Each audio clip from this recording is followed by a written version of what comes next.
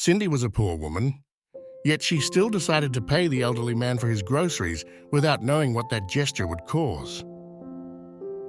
But let's see how this story develops. In the meantime, subscribe to the channel if you don't want to miss other exciting stories that will arrive soon. While walking the aisles of a supermarket, Cindy was mentally absent, lost in her thoughts. Life wasn't easy. Single mother of Tommy, a 5-year-old boy who was everything to her. She had a weakness for the specials section, where products close to expiration were sold at a reduced price, but still of excellent quality. Here, she could make the most of her meager savings. With the basket containing only the essentials, Cindy headed towards the checkouts. The supermarket was crowded. A constant buzz of voices and trolleys filled the atmosphere. Luckily, she spotted a short queue and promptly joined. The man in front of her, with slow and measured movements, placed his purchases on the belt. When it was time to pay, the old man seemed lost, searching his pockets for something but to no avail. The cashier, showing signs of irritation, repeated the amount to be paid. The man, visibly confused, muttered that he had forgotten his wallet at home, prompting murmurs and complaints from the line. The situation was becoming tense. The cashier, now visibly irritated, asked the man to leave the line. The people behind pressed on, losing patience. At that moment, Cindy decided to intervene by paying for him. The scene attracted the attention of everyone present, some skeptical, thinking that the man was taking advantage of the situation. But Cindy, despite the economic difficulties, chose to help him, a gesture that the man, who introduced himself as Henry, appreciated with great gratitude. After the incident, while helping Henry collect the shopping, Cindy noticed a sheet of paper in one of his pockets. It was a clearly written address, a precaution not to lose it, given that the man showed clear signs of forgetfulness. Cindy, recognizing the address, offered to accompany him home. Along the way, talking with Henry, she understood that the man was suffering from memory problems. Once at their destination, Henry, with teary eyes, thanked Cindy, telling her to wait a few moments, just long enough to get a reward for her, and asking for her telephone number. Cindy gave her number to Henry, stating that she didn't need any reward because she had acted from her heart. After exchanging a touching greeting, she headed home. Once she returned, she found her mother and her son Tommy, shared the events of the day, and noticed that her child appeared pale and complained of various discomforts. These symptoms were worrying. Tommy suffered from a herniated disc, which caused intense pain in the back of his neck. The waiting list for a free surgery was endless, and there was no certainty when it would be his turn. Cindy was a dedicated nurse. With a sincere passion for her work, she had met Jason, the man with whom she had fallen in love, and with whom she had shared a promise of eternal love. From that love, Tommy was born, symbol of their union. Jason, however, had not found his fulfillment in family life, and one day he had chosen to leave, leaving her only a note. One day, Cindy received an unexpected call from a certain Phil. He was Henry's grandson, who told her how grateful his grandfather was for her help.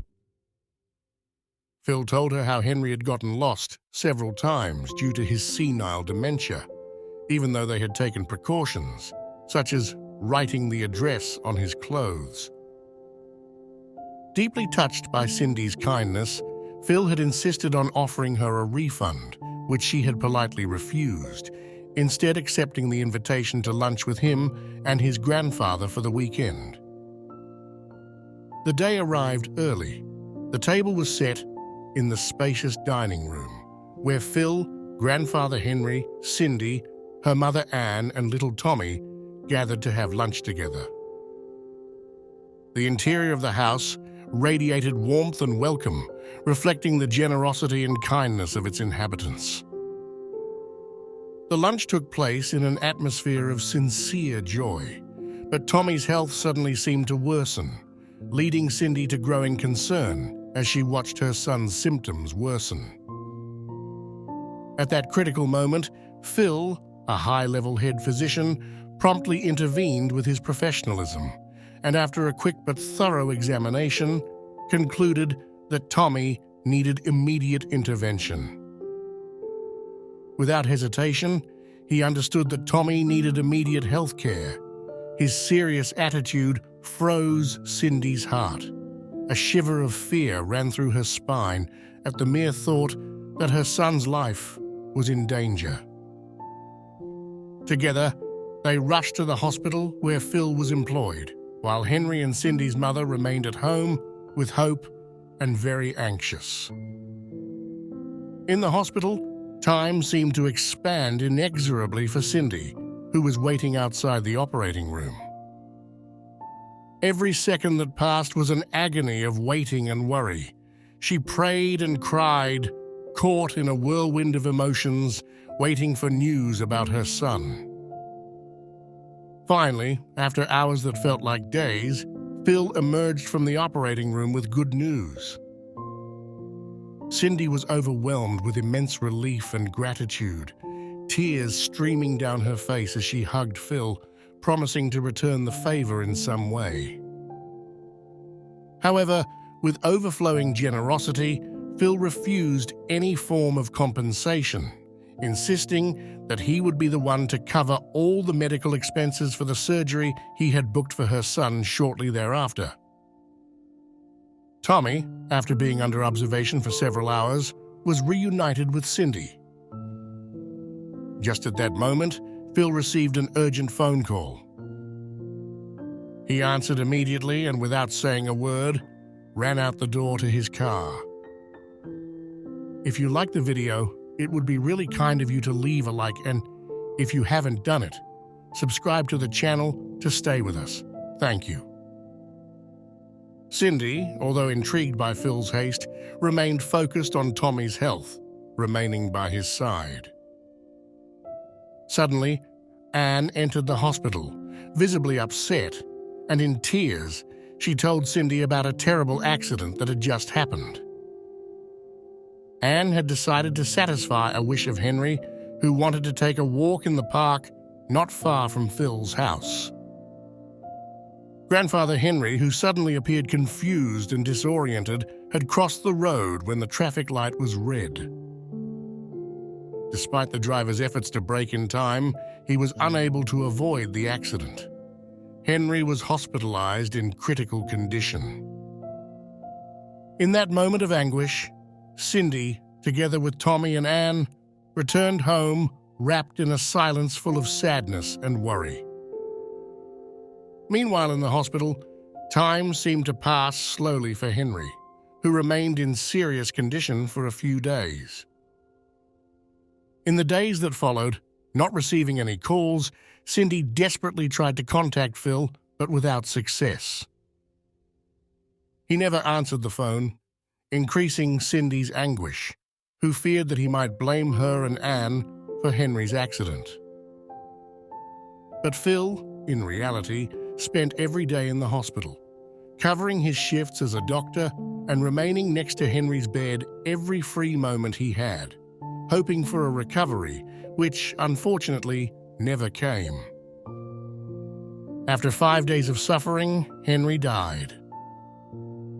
It was at that point that Phil, with a heavy heart, contacted Cindy to give her the sad news.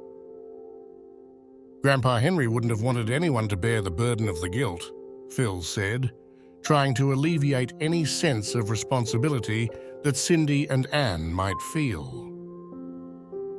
In a now lighter tone, Phil shared the words he believed his grandfather would have said, "I have already experienced a lot. Let young people have the opportunity to experience the joys that I have had." Then, with a relieved heart and eager to restore the lost serenity, Phil invited Cindy and her family to a lunch. It was a sign that, despite past tragedies, peace had finally found its way into their lives, a moment to remember that, despite everything, life continues and must be lived with joy and gratitude. And you? Do you think that small acts of kindness can, in addition to helping other people, also transform the lives of those who carry them out?